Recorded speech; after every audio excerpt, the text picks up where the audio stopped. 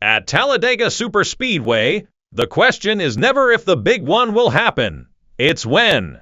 And on April 26, 2026, during the Jack Links 500, the answer was lap 115. Stage 1 of the race was almost painfully uneventful. Fuel-saving strategies dominated. The field ran mostly single file. Bubba Wallace made a smart late pit stop, taking on minimal fuel and barely any time on pit road. That cheap stop cycled him all the way to the front of the field at the start of Stage 2. He was in a commanding position, leading the pack with everything to gain and 80 laps still ahead of him. Then Ross Chastain made his move. Three-wide racing had developed at the front of the field. Wallace held the middle lane. Chastain was directly behind him with Ryan Blaney, Austin Cindric, Josh Berry, and Joey Logano stacking up behind them both. The momentum of that entire train was pushing forward. All of it pointed directly at Bubba Wallace's number 23 Toyota.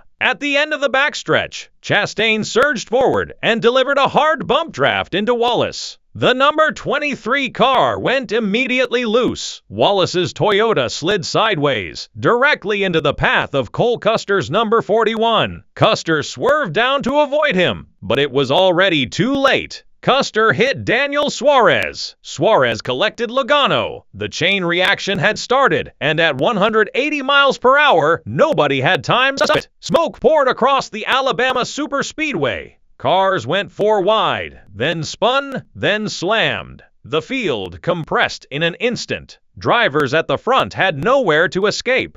Drivers at the back arrived to a wall of carnage with zero reaction time. The broadcast captured it perfectly. They're all wrecking. This is the big one. That's the whole field. The race was red flagged at lap 116. When the smoke cleared, 26 to 27 cars had been officially collected, with some reports counting as many as 36 of the 40 cars in the field. Only 4 drivers escaped completely unscathed: Ryan Preece, Chris Buescher, Christopher Bell, and Ross Chastain, the man whose bump started everything. Now came the blame game, and it got complicated fast. On the surface, the internet had already made up its mind. Wallace was leading. Wallace got loose. Wallace triggered the pileup. The reaction online was immediate and brutal. Bubba doing Bubba things dominated NASCAR social media for the rest of the day. And to his credit, Wallace didn't hide from it. Standing outside the infield care center, he told NASCAR on Fox, "We got to figure out how to be pushed better, so I take responsibility on that. We'll have a good debrief and figure out what we can do to make our Toyotas be pushed better." But the full picture was more complicated than that. Ross Chastain delivered the bump that sent Wallace sideways, and then somehow drove away completely clean. Wallace's team had a direct message about it.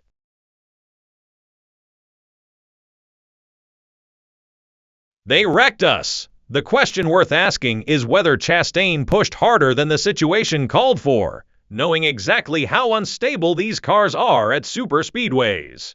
Then there was the Kyle Larson wrinkle.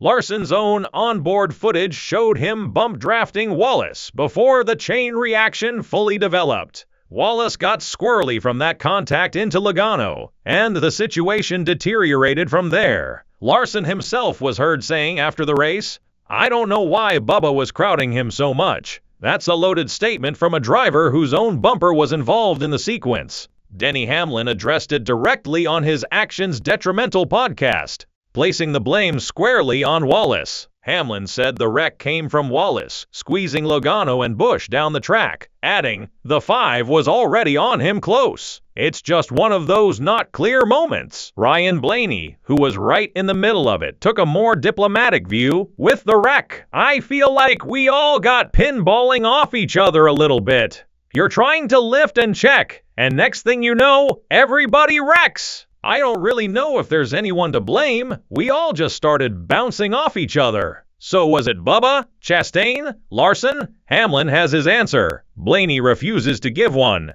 But there's a third suspect that every driver at Talladega that day kept pointing toward, and it has nothing to do with any individual name on a door. Joey Logano is a 3-time Cup Series champion and a 3-time Talladega winner. He has more experience in pack racing than almost anyone on the grid. And after this crash, he didn't mince words. You have round bumpers and unstable cars, and cars that you're able to pop the air bubble real easy and get to each other's bumper. But when you get there, you've got to be careful because they're not stable. When you get two basketballs against each other, it's not gonna push straight. It's frustrating. Ryan Blaney echoed the same frustration. This is just what this car is. We're either saving fuel or we're crashing. That is the next-gen car in a nutshell. It cannot draft properly. It cannot push without going squirrely. It cannot absorb bump drafts at super speedway speeds the way previous generations of NASCAR machinery could. A contact like the one Chastain delivered to Wallace 5 years ago would not have produced a 26-car pileup. The physics were different. The cars were more stable. Drivers had actual control. Today, the moment aggressive pack racing develops, an enormous crash becomes practically inevitable. NASCAR deliberately engineered close, tight, dramatic racing with the next-gen car. What they also engineered, perhaps unintentionally, was a super speedway format, where the only two outcomes are fuel saving or destruction. Logano said it, Blaney confirmed it, and lap 115 proved it in the most spectacular way possible.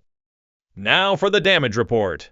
The list of DNFs reads like an all-star roster. Bubba Wallace, Kyle Larson, who finished last after also suffering fueling issues in Stage 1, Joey Logano, William Byron, Josh Berry, Cole Custer, and Ryan Blaney, Brad Keselowski, Chase Briscoe, Chad Fincham, and Connor Zilisch all went to the garage, requiring significant repairs. Tyler Reddick was also collected in the crash. Earlier that same Sunday, Reddick had announced a contract extension with 23 Uxaline Racing, his team. He came into Talladega having won 5 of the season's first 9 races, including the previous week at Kansas Speedway. Despite the crash damage, and then cutting a right front tire on lap 182 that sent him into the wall a second time, Reddick somehow recovered to finish 15th. That's the kind of resilience that defines his 2026 season. Kyle Busch took damage too, but his number 8 Richard Childress Racing Team repaired the Chevrolet and salvaged a 10th place finish. A rare bright spot in what has been a historically bad year for the 2-time champion. Ty Gibbs managed to restart after the red flag, but then crashed again just laps later when a front tire blew from damage suffered in the initial wreck. He ended the day in 33rd. And then there was Carson Hocevar. While veterans were being towed to the garage, Hocevar threaded through the carnage, kept his nose clean, and drove to his first career Cup Series victory, winning by just 0.114 seconds over Chris Buescher in one of the closest finishes of the season. The top 5: Hocevar, Buescher, Alex Bowman, Chase Elliott, and Zane Smith. Hocevar is 23 years old. He races for a mid-tier operation, and he just won at Talladega Superspeedway on the same day the sport's biggest names were getting their cars towed away. NASCAR has been searching for its next breakout star for years. Carson Hocevar just raised his hand. Beyond the crash, this race carried several storylines that deserve attention. Tyler Reddick's dominance in 2026 is historic by any measure. 5 wins in 9 races is a pace that very few drivers in the modern era have matched. But internally at 23 Uxaline Racing, those numbers cast a long shadow over his teammate Bubba Wallace,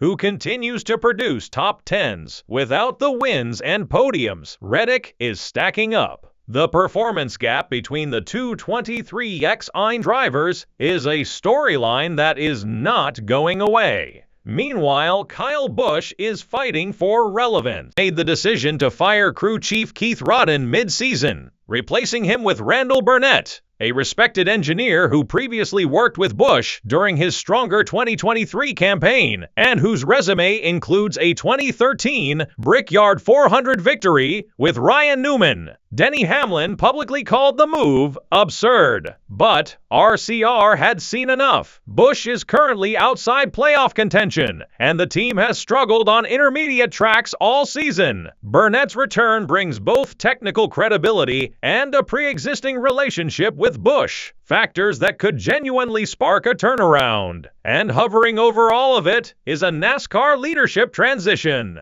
Jim France, at 81 years old, stepped down as CEO on the Saturday before this race. Steve O'Donnell is now the man in charge, with Ben Kennedy as his second. O'Donnell has spoken about making NASCAR a must-have for TV partners, developing crossover stars, and bringing in new fans. Those are familiar promises. Ratings in 2026 are not trending in the right direction. The next-gen car remains deeply unpopular. The sport genuinely needs answers, and the new leadership era begins now. 26 cars wrecked, one driver won, and NASCAR's biggest problems are still sitting in the garage, unrepaired. If you made it this far, drop a comment below. Who do you think caused the big one? Bubba, Chastain, or the next-gen car? We read every single comment, and if you want more NASCAR breakdowns like this one, hit that like button, share this video, and subscribe. It genuinely helps this channel more than you know. The next video is coming, and trust us, you don't want to miss it.